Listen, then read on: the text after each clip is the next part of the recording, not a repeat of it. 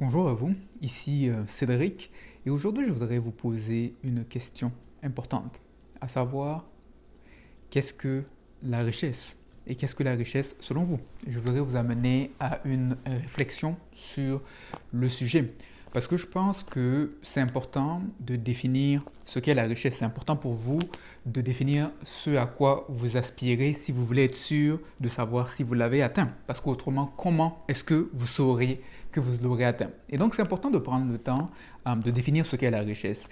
Et j'ai été une fois à un atelier et la question est sortie. Et il y a eu une discussion autour des personnes qui étaient dans la salle. Et je dois dire qu'à ce moment, je n'avais pas trouvé une façon de bien exprimer ma pensée. Et par la suite, j'ai eu à mener des réflexions pour formuler un peu mieux la chose. Et je vais vous donner tout à l'heure ce que je pense de ce qu'est la richesse. Mais d'entrée de jeu, c'est important de dire que quand on parle de richesse, on parle d'abondance. Parce que par définition, la richesse, c'est un état d'abondance. Quand on dit qu'un aliment, par exemple, est riche en protéines, ça veut dire qu'il contient beaucoup de protéines. Il y a une abondance de protéines. Et par conséquent, la richesse, c'est quelque chose qui peut s'employer à différentes formes. Et je pourrais vous parler de 10 facettes de la richesse si je voulais, mais je pense que pour le propos de cette vidéo, je vais juste résumer la chose en 5 facettes de ce qu'est la richesse. 5 facettes importantes à comprendre de ce qu'est la richesse. Premièrement, vous avez la richesse financière. Et la richesse financière, c'est naturellement ce que vous connaissez. C'est le fait d'avoir assez de revenus pour subvenir à vos différents besoins. Et par là, par la richesse financière, vous allez entendre notamment se libérer des emprunts à la consommation, avoir une certaine sécurité et aussi pouvoir investir, acquérir des actifs qui vont par la suite engendrer des revenus qui vont être récurrents pour vous permettre de pouvoir maintenir un certain train de vie, avoir le train de vie auquel vous aspirez. Et on peut parler par là, par exemple, d'avoir des revenus de loyer, d'avoir des revenus tirés des droits de brevet ou par exemple, si vous en avez, d'avoir des revenus tirés d'une entreprise, des revenus de placement, de la croissance provenant de vos placements. Bref, l'idée, c'est d'avoir des investissements, d'avoir des actifs qui vont vous générer les sommes dont vous avez besoin pour accomplir ce que vous voulez faire dans votre vie. Et donc, cette première forme, c'est la première forme que je vais aborder. Pas nécessairement dans l'ordre, mais c'est la première forme de richesse à considérer. Mais il faut savoir que c'est bon d'avoir de l'argent, mais l'argent aussi a des choses que l'argent peut faire et l'argent aussi a ses limites. Et par conséquent, il y a d'autres formes de richesse également qui viennent avec cette richesse financière-là à aller chercher. Et c'est bien d'avoir de l'argent, mais vous avez aussi besoin de pouvoir avoir des gens avec qui vous allez exprimer vos émotions. Et par conséquent, la deuxième forme de richesse serait la richesse relationnelle. Et parce que la richesse relationnelle, j'entends des gens avec qui vous pouvez interagir. Et par richesse relationnelle, je ne parle pas nécessairement d'avoir beaucoup d'amis ou beaucoup de gens que vous connaissez. Parce que malheureusement, vous pouvez avoir beaucoup de gens autour de vous, mais être seul. Avoir des gens, plein d'amis, plein de gens autour de vous, mais vous êtes seul. Vous n'avez personne avec qui vous pouvez réellement partager vos craintes, avec qui vous pouvez parler de vos aspirations en sécurité. Et vous pouvez même avoir un conjoint, avoir des enfants et avoir des gens qui sont autour de vous, qui n'ont pas de conjoint, qui aimeraient avoir votre situation. Mais ce qu'ils ne savent pas, c'est que vous êtes entouré, mais vous êtes seul. Vous n'avez pas quelqu'un avec qui vous pouvez être véritablement vulnérable. Vous pouvez communiquer vos aspirations. Et quand je parle de richesse relationnelle, je parle d'aller chercher cette profondeur relationnelle. Pas uniquement la quantité, mais d'aller chercher une profondeur relationnelle. Et c'est bon de pouvoir aller au restaurant et de pouvoir s'offrir le plat le plus dispendieux si vous voulez, mais c'est encore mieux si vous pouvez aller au restaurant, vous offrir ce plat dispendieux et d'avoir des gens avec qui vous pouvez passer un bon temps et discuter. Et donc, la richesse relationnelle est aussi une facette de richesse à aller chercher. Et la troisième forme de richesse que je voudrais aborder, c'est la richesse physique. Et par la richesse physique,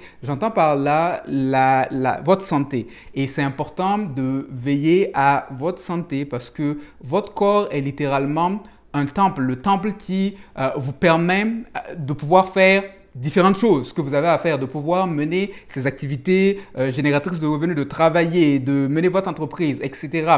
Et c'est aussi une interface qui vous permet de pouvoir expérimenter les différentes joies qui proviennent des autres formes de richesse et donc qui vous permet de pouvoir manger, de pouvoir faire différentes choses. Et donc, c'est important de prendre soin de votre corps parce que c'est bien de pouvoir aller au restaurant, mais ce n'est pas intéressant si vous allez au restaurant et que la moitié de ce qui se trouve sur le menu, vous ne pouvez pas le consommer. Et donc, c'est important de prendre soin de cette facette de votre vie. Et par là, j'entends notamment pouvoir faire des exercices physiques, veiller à ce que vous mangez, etc. Faire attention à vous préserver des différentes maladies qui sont par-ci, par-là, en autant que vous pouvez. Et donc, c'est important de prendre soin de cette facette également de la richesse, de cette richesse physique. Donc, on parle de la richesse financière qui existe, on parle de la richesse relationnelle qui est une autre facette de la richesse, on parle également de la richesse physique qui est votre santé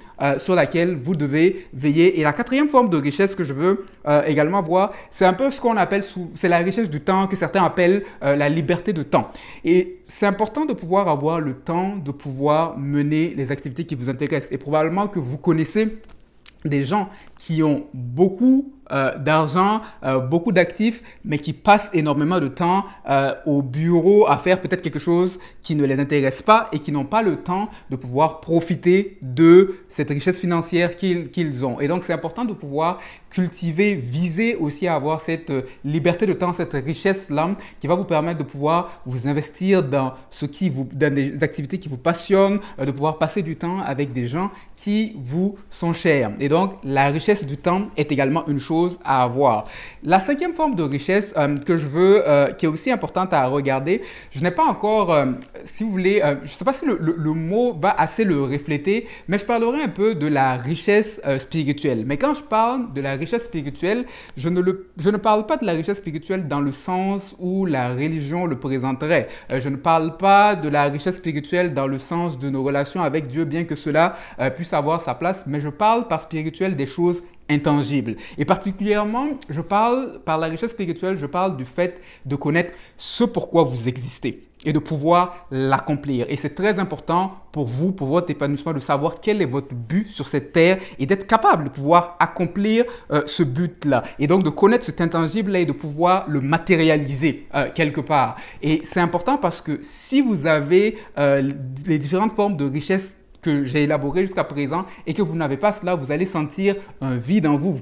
C'est pourquoi vous pouvez avoir des gens qui ont de la richesse sur le point de vue financier ou d'autres formes de richesse, mais qui se sentent vides. Des gens qui passent de relation en relation, mais qui n'arrivent jamais à avoir un certain sens de satisfaction parce qu'il y a ce vide, il y a ce but-là qui n'a pas été trouvé. Et c'est important pour vous de connaître cette forme de richesse-là, de savoir pourquoi est-ce que vous existez. Maintenant, de mon point de vue, je pense qu'il est essentiel pour vous d'avoir toutes ces facettes, d'avoir ces différentes 5 facettes.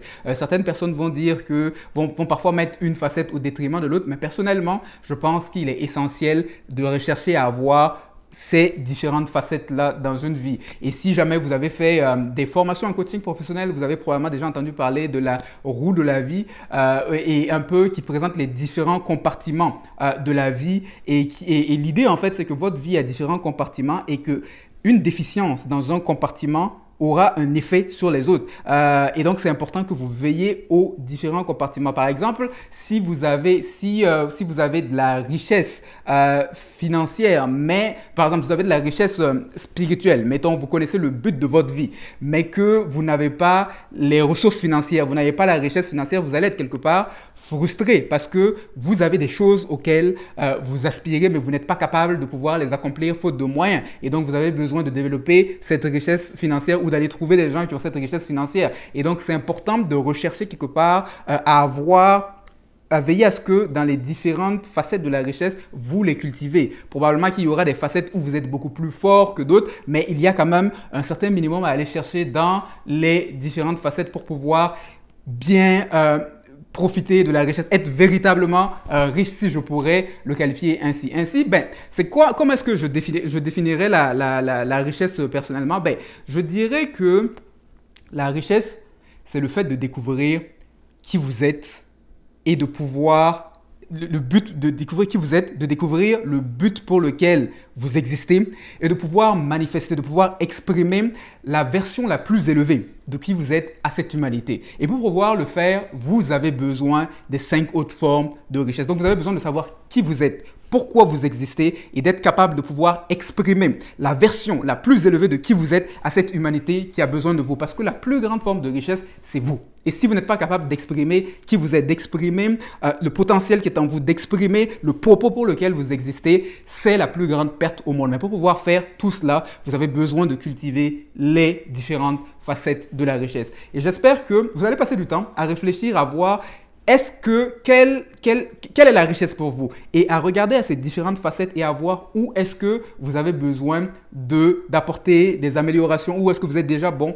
etc. Et donc, c'est un peu ma réflexion par rapport à ce qu'est la richesse et je vous inviterai à me dire dans les commentaires qu'est-ce que la richesse pour vous. Réfléchissez à savoir qu'est-ce que la richesse parce que c'est important pour vous de savoir ce que c'est parce qu'autrement, vers quoi est-ce que vous allez? Il faut définir la chose. Et j'espère que cette capsule vous aura aidé. Et si vous n'êtes pas encore abonné à ma chaîne YouTube, n'hésitez pas à le faire afin de ne pas manquer les contenus que je produis. Et dans les commentaires, n'hésitez pas à me dire qu'est-ce que la richesse pour vous. Et j'espère que cette capsule vous aura été utile. C'était Cédric et à une prochaine.